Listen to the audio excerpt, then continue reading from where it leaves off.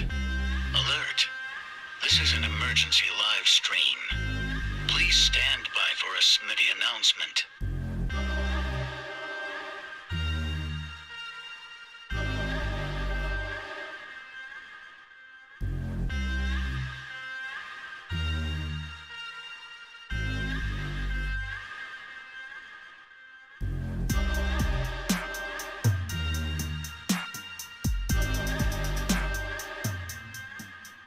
Alert!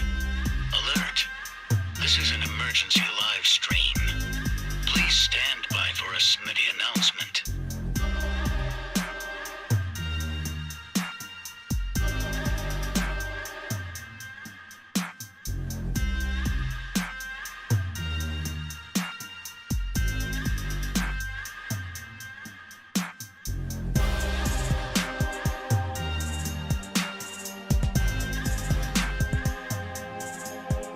Alert!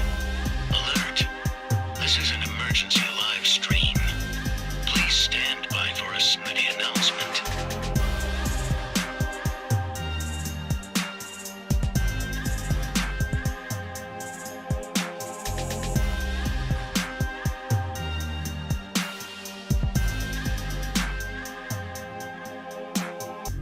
Alert! Alert! This is an emergency live stream. Please stand by for a Smitty announcement.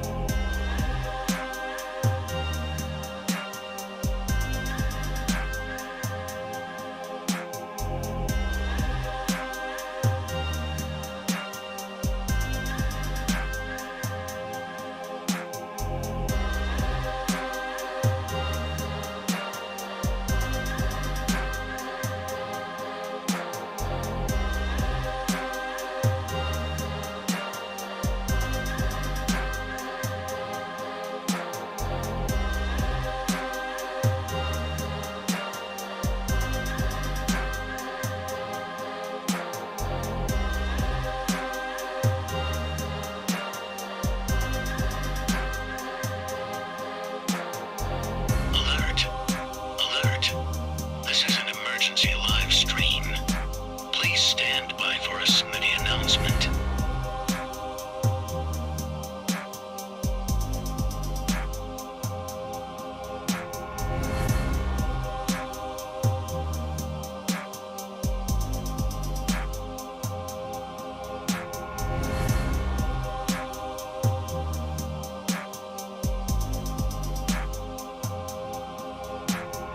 Alert! Alert! This is an emergency live stream. Please stand by for a Smitty announcement.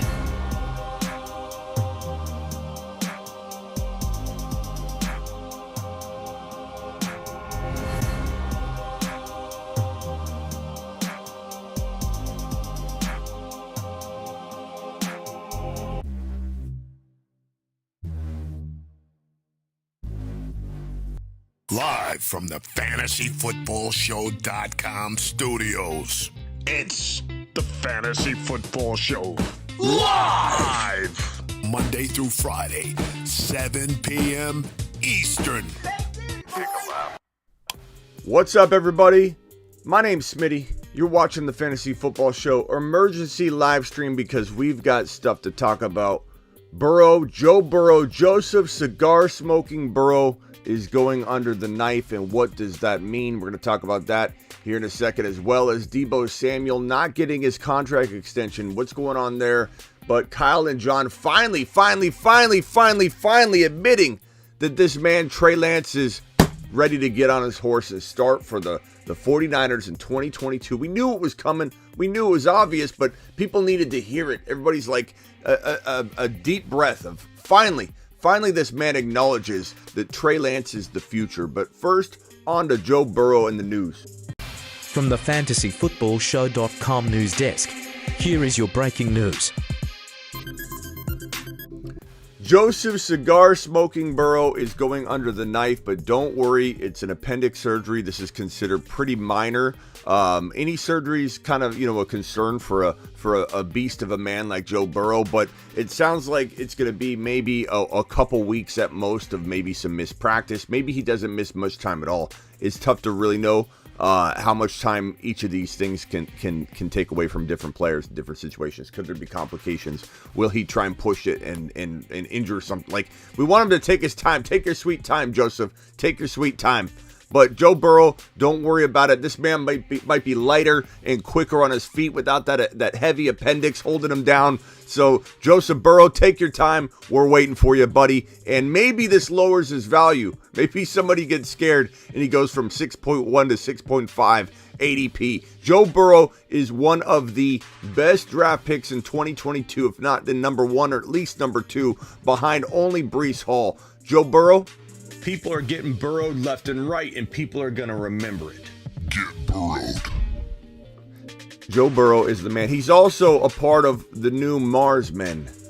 There are only 5 seats on the shuttle to Mars, and we're sending Joe Burrow and Breece Hall on said shuttle. Who's also on the shuttle, you might ask? He's on a shuttle to Mars. Mars Men. Loads dropping and spinning aimlessly in space. Yeah, that's right. Joseph Burrow is on his way to Mars. We've been talking about sending him to the moon over and over, sending Javante to the moon over and over, and sending the man Breece Hall, doing a Breece Hall of a job. Breece's Pieces, Breece Lightning to the moon as well. But we've also sent all 3 of those guys to Mars. They are 3 of 5 individuals we're going to tag as the Mars Men crew heading to Mars for 2022. Let's go. So Joe Burrow, don't worry about it. Not a big concern at all. People are going to probably, I don't know, maybe react a little bit, and let's hope they do. I don't think his ADP will move too much, but if it does, fantastic. This guy is the best. One of the 2. Breece Hall's number 1 maybe in the 4th round. Joe Burrow, he might be number 1 in the 6th round. I go back and forth on which one's better. What I do know are both of them. Joe Burrow in round 6, Breece Hall in round 4 are the 2 best values in fantasy football 2022, and that's not changing anytime soon. Next up is Deebo Samuel. Deebo Samuel is essentially Coach Kyle Shanahan confirmed that the team has moved on. Thank God he can at least say the words to Trey Lance. It is Trey Lance season. What's most important about him saying this at all and not just being coy about it, the most important thing about Kyle Shanahan actually saying this, by the way, there are 40 to 50 of you hopping in and out, and we need you to punch that thumb up button. It helps your boy Smitty. It helps the channel. It helps us grow. It helps me do more of these emergency live streams. I'm out here working hard. I need you to wipe the feet on the way in the front door, please. Kyle Shanahan saying moved on to Trey Lance. The fact that he's not just being coy and just not talking about it and heading into the season like with an ambiguity behind it, the fact that he's actually verbalizing it means he's committing and attaching himself to Trey Lance in 2022, meaning there's no controversy at all, meaning if a little injury pops up, there's no, we'll see what happens. The fact that he's verbalized that and committed to that, if he was to ever backtrack and step away from it, it would be the death of his career in San Francisco. So it's fantastic news that he's actually committing to it verbally, because it means no matter what happens, no matter what road that the Niners take, no matter what injury could be awaiting Trey in a preseason game, nothing's going to derail this train once it's been initiated and triggered, because Kyle, his career in San Francisco will be tied to whether Trey Lance succeeds. It's a very important point, and it's why everybody's so excited about it. And even subconsciously, if people don't understand the ramifications of such a statement, but coming out and committing to it puts it down and starts the timer, starts the clock.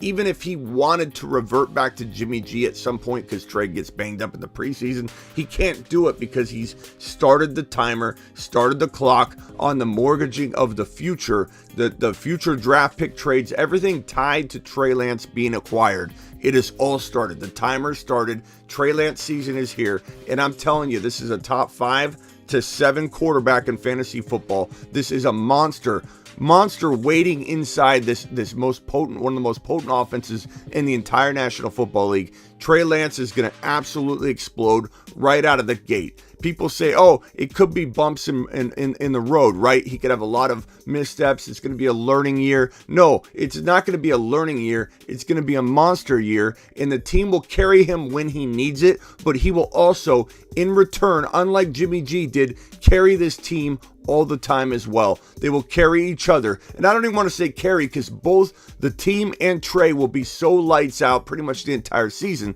There will be no carrying needed. They'll be complementing. Trey Lance will win games. The Niners team will win games. The defense will win games. The running game will win games. No one's going to have to hold Trey back. Trey's going to absolutely explode. He's going to improvise on the spot. He's going to improvise out of the gate.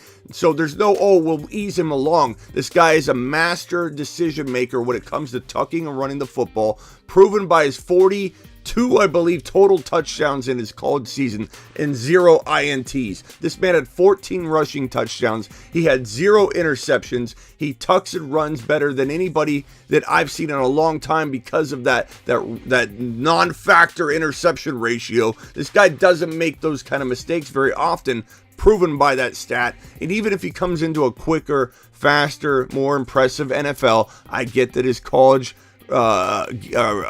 competition was not up to par to a lot of people. He was still a Jerry Rice and Walter Payton Award winner for a reason. He still ran for 14 touchdowns and had 0 INTs. When he tucks and runs, he's tucking and running to look for an open player. Meaning when Trey's scrambling out of the pocket and the defense is scrambling to try and contain him, they're actually worried about whether he's still going to pass the football, which means corralling Trey Lance, corralling a running quarterback like Trey Lance will be really, really tough on defenses because they got to still worry about him extending the play 40, 50 yards downfield on a dart pass, because I've had confirmation from multiple NFL players, one of them being Eric Davis, former 49er, coming on the quad box talking to us about Trey Lance and his pass and the ability of this guy to throw a football without the football even going above the crossbars. Just a complete dart across the field, 40, 50 yards. That is what you call a good quarterback with a strong arm. This is not a gadget quarterback that can just run the football. This is a monster that's being born. This is a moon man that's going to be born and thrown onto the fantasy scene, and people that doubt him are going to be sorry. The Moon Men, dropping loads in outer space. Trey Lance is a moon man. He is one of the moon men, and he's going to explode in 2022. You can either get on board and be a part of it and acknowledge the fact that this offense is loaded, that he has the best situation of any rookie quarterback we've seen in some time. You can acknowledge that sophomore seasons are when you see what's up. You see what time it is during your sophomore season. Doesn't matter if you've had a whole bunch of practice time or games played as a rookie. Doesn't matter if you come in like Pat Mahomes as a sophomore, or you play your entire rookie year like Justin Herbert, or you play 10 games or so like Joe Burrow. Your sophomore year is when we know who you are. You come out of your monster shell when you are a sophomore quarterback. Sophomore quarterbacks explode. Yes, they can get a little better, but we know who you are during your sophomore season. So I want everybody to stop saying this is his slow unravel. This is like his rookie year. Get ready for Trey Lance to just kind of show us what he might be able to do in 2023. It'll be a learning year. It'll be a slow process. It's going to take some time. Stop with all that. We've seen Joe Burrow, Justin Herbert, Pat Mahomes. I don't care about Aaron Rodgers sitting or care about other quarterbacks in the past. It's a different NFL. It's a different speed. It's a different game. The college quarterback's prepared more than ever. The college quarterback can come in and shine, not only as a rookie, but especially as sophomore. Trey Lance is going to ball. He's got more weapons in an arsenal than any rookie quarterback from last year. So sophomore quarterback this year, and he's got more weapons in arsenal than pretty much anybody in the NFL. You've got Brandon Ayuk, Deebo Samuel, Danny Gray. You've got George Kittle, Eli Mitchell, Davis Price. And yeah, you might say, okay, Smitty, I like all that. Upgrade, defense top 5. That's going to facilitate and help give back and cascade back toward the offense. The offense is going to improve the defense. The defense is going to improve the offense. They give and take. They help each other. They advance each other along. It's a snowball effect. It's a cascade effect. So you say to me, okay, Smitty, I buy it. Top 5 defense, good. Hey, Smitty, I see. Top 5 defense, I see. Okay. Improved offense. Okay. The offense is going to absolutely ball out. But what about the offensive line, Smitty? That's a great question. But let me tell you something. Just like when Kurt Warner came to the Arizona Cardinals and the Arizona Cardinals had no offensive line, Kurt Warner solved the problem by being under center. Kurt Warner's quick release, spread out attack, made it so you didn't even have an offensive line issue. I'm losing my voice. I'm screaming so much lately. You didn't have an offensive line issue because Kurt Warner solved it. His style of play solved it. His offense solved it. The mere presence of Trey Lance under center is going to spread out the defense in ways that the casuals and fantasy Karens and Bobs out there don't comprehend or understand. You can't just say, oh, they've got offensive line issues and it's going to be the same kind of situation if Jimmy G were under center. Let me tell you something. If Jimmy G were under center with these offensive line concerns, you would be right if you're a negative or pessimistic person toward the offensive line and the offense in 2022 in San Francisco. You would be correct to be concerned. The offensive line will collapse because there's not much that Trey Lance or that Jimmy G could add to the situation. And basically, you'd be able to stack this box. You'd be able to rush and blitz Jimmy G and take him down very quickly, and he wouldn't be able to get the ball out. That's the way this would operate if Jimmy were under center. With Trey under center, you immediately have less stacked boxes, less box counts, less times you're being blitzed and rushed, more time you're pulling defensive players away to monitor and shadow where Trey Lance is. Everything backs up. Everything spaces out. When Trey Lance is on the field, you have no offensive line issues because he's too mobile. You have to completely back up and spread out. Therefore, you're not going to see the defensive schemes and setups against Trey Lance that you'd see against any other quarterback.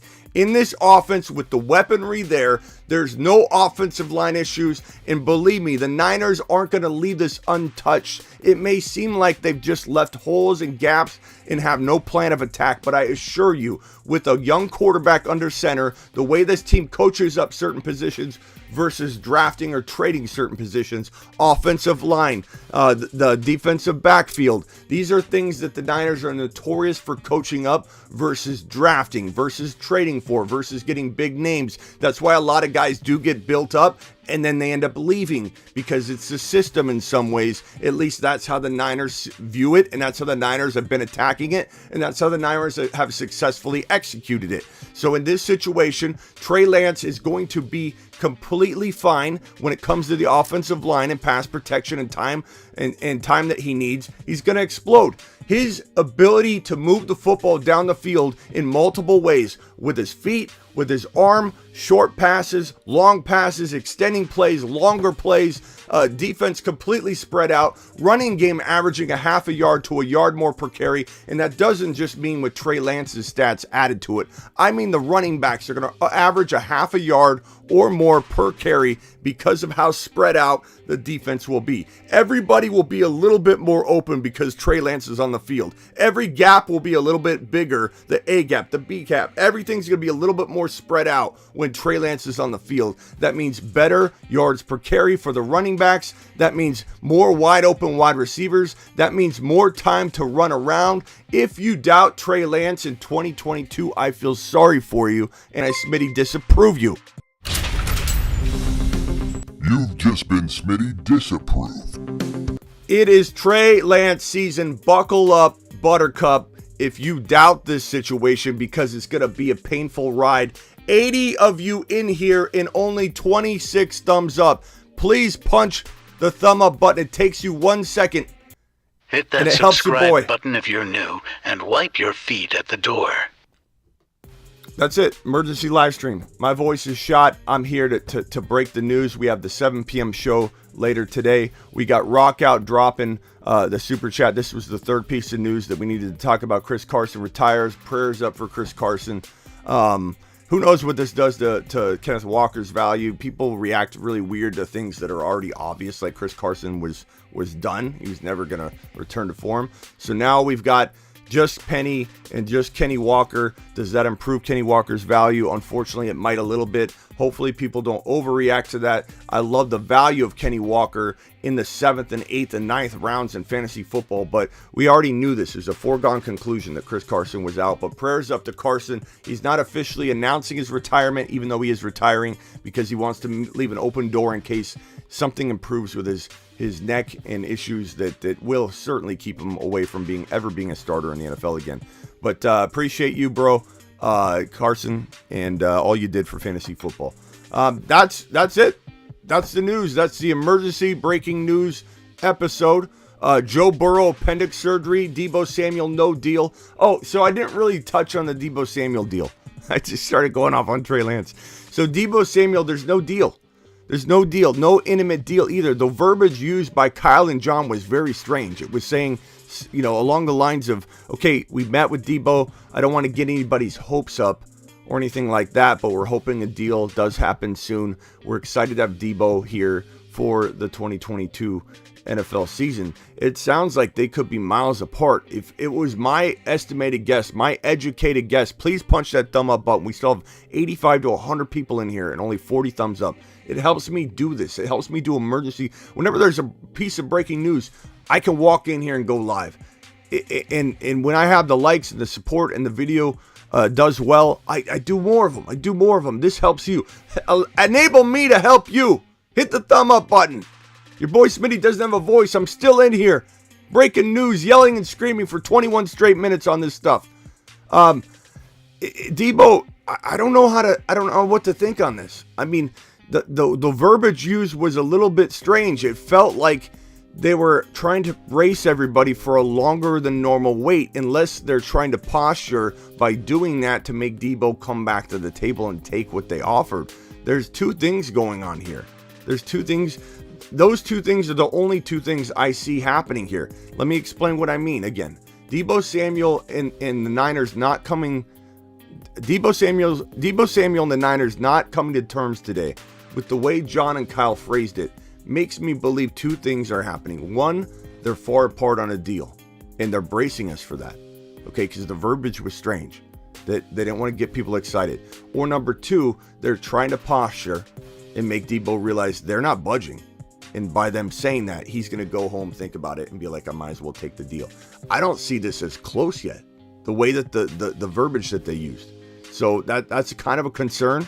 But do I think Deebo holds out? It depends on how bad the offer was by the team. If it's $40 million guaranteed, he's going to say, no, thank you. I'll take my chances, bet on myself, which may or may not be too risky to do, but it's probably what he'd do. And he'd go out there, ball out, hopefully in his mind, right? He's going to bank on himself and then come back and get probably franchise tag and traded to another team, because he'd be unhappy at that point to not be trusted and to ball out again. They would have to literally come, the Niners, with like a $70 to $80 million guaranteed deal next year when the cap goes up, and it's going to cost teams a lot more. So if Deebo does ball out and stays healthy, he will in turn get more money if he did wait.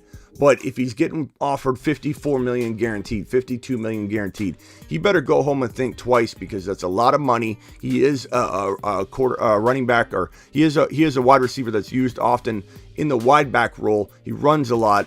They're going to ask him to run. If he didn't want to run, if he said, I'm going to hold back and not do some of the wide back stuff, no one wants him to be a running back. Everybody stop telling me he doesn't want to run. He doesn't want to run. Of course he wants to run. He wants the football in ways that a wide receiver or a wide back get the football. There was a point where he transitioned to running back at the end of the year because the entire running back room was injured and banged up, so he played running back as well as wide back. He's playing wide back. Stop with the whole, he doesn't want to be wide back nonsense. If he was to go in at $4 million a year, or at this 1 year, $4 million, doesn't sign his contract if he's lowballed, walks in and doesn't get what he wants and tries to bank on himself, if he didn't participate and want the football, he wouldn't get extended. He wouldn't get his monster contract. He has to ball out, meaning he has to do everything.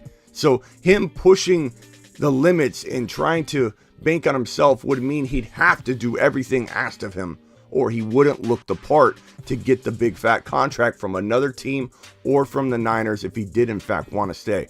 But Deebo Samuel most certainly will play wide back this year. He won't play running back. He'll play wide back. That means outside wide, getting end arounds, jet sweeps, getting the football at the line or behind the line of scrimmage and taking off from the line of scrimmage. That's what wide back means. He will do a ton of that. My guess here, again, is that the Niners, the verbiage used by Kyle and John means two things are happening. They're not close on a deal. The two things that are possible, according to the verbiage and the way I broke that interview down, or that press conference down, was that they're either very far apart and they're bracing everybody for it and kind of letting Deebo know they're not budging. They're saying a deal, I don't want to get anybody excited. We hope to get a deal done soon, but we don't want to get anybody excited. They're far apart. Two, I think that's inevitable. They're far apart based on all that. But the second thing, they're either like frustrated, embracing everybody, or two, they're trying to just posture and get Deebo to come back to the table and say, Deebo, we're not budging. It's $52 million guaranteed. You think you're getting 65. We know you would take this if you know it's our final offer. It is our final offer. So we're going to come out here and say, we don't want to get anybody excited. This is where we're at. We don't know if he's going to accept it. That's the way the Niners do it anyway. They're not negotiating really. They've come to the table with probably, let's hope, a 50+ million guaranteed deal. Because if they lowballed them in the 40s, they should be ashamed of themselves. Kyle and John should be ashamed of themselves if this offer is below 50 mil guaranteed on the contract. I don't care about the per year numbers because that's irrelevant. What matters is the guaranteed money. If it is under 50 mil, if it's 40 something, they should be ashamed of themselves with how valuable Deebo Samuel is to this team. Maybe Deebo's not the number one wide receiver in the NFL, but he is the number one wide receiver in the NFL when you ask the question, who's the most valuable wide receiver to that team? What team has the most valuable piece for them and for their offense, for the functionality of the offense? The answer is Deebo. Deebo's the most important player to his team out of any player in the NFL. It's just plain and simple. The offense ran through him. And even though they could go through Ayuk and try it different ways, he was successful doing it. He was the number one wide receiver in the NFL in yards per catch. He was number 2 in yak yards. He was across the board 1, 2, and 3 in all categories. I broke the video down on my YouTube video yesterday. It's phenomenal. His numbers are insane, unbelievable numbers that no one's gonna repeat. Maybe Ayuk does well in that role, but Deebo is Deebo. He's one of one, and the team should be ashamed of themselves if their offers under 50 million. If they came in at 52, 54, 56 guaranteed, Deebo's gonna have to fold. And I think that's what the press conference may be triggering, is a Deebo realization. Hey, the Niners aren't going to budge, bro. You either come in and take the 54 guaranteed. That's that. That's what the press conference was saying. Now, if it's lower than 50, I believe Deebo will actually bank on himself. I do. Because if it's not necessarily smart, but if he stays healthy and does ball out, he'll probably get in the new salary cap wide receiver era that's going to happen next offseason. He'll probably get 70 million guaranteed, or at least 65, 70 if he was to ball out. So that's going to be what he's thinking. If it's 40 million and I could get 70 million guaranteed if I bank on myself, if I stay healthy, if I ball out and I believe in myself, I'm an NFL wide receiver, he's gonna push his luck. Hopefully it works out, but he won't take 40 million guaranteed. He's not going to. He deserves something in the 50s. Hopefully he doesn't feel like he deserves something in the 65, 70 range, because he's not going to get it. That's it. Appreciate all of you. I will see you all at 7 p.m. Eastern, if my voice will allow it, We're live Monday through Friday, 7 p.m. Eastern, every single Monday through Friday. Your boy Smitty is here anytime there's breaking news. Joe Burrow, we went live. Carson, probably wouldn't have gone live on just that news because he's not a big fantasy impact at all. But anytime there's any big fantasy impact breaking news whatsoever, Joe Burrow, Deebo Samuel, your boy Smitty walks into the studio, and I tell the Zigmeister to fire up the studio, and I might prepare a graphic or two, but I literally go live. That's the way I roll. That's the way Dad did it. That's the way I do it. That's the way the Fantasy Football Show does it. Please like the video on the way out the door. There are only 47 of you watching right now that have punched that like button. Your boy Smitty works for you. I work for you. Get on over to thefantasyfootballshow.com for your bold predictions, your rankings, your trade calculator, your one-on-one text advice, and use promo code Smitty at Underdog Fantasy and play some best ball drafts right now. Do it.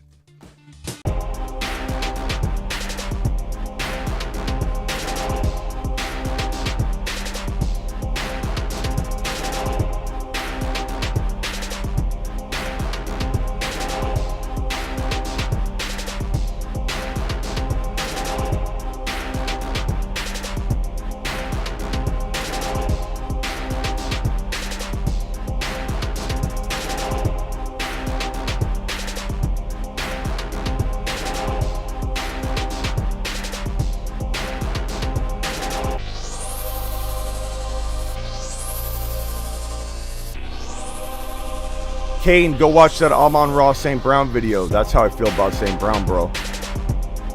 Go watch it. It dropped at 2 p.m. already. That video tells you everything you need to know, Kane. Go check it out, pal.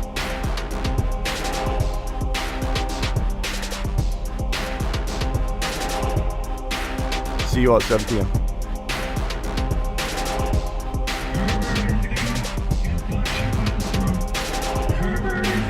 Getting burrowed left and right, and people are gonna remember it. Get lambed. Get breached.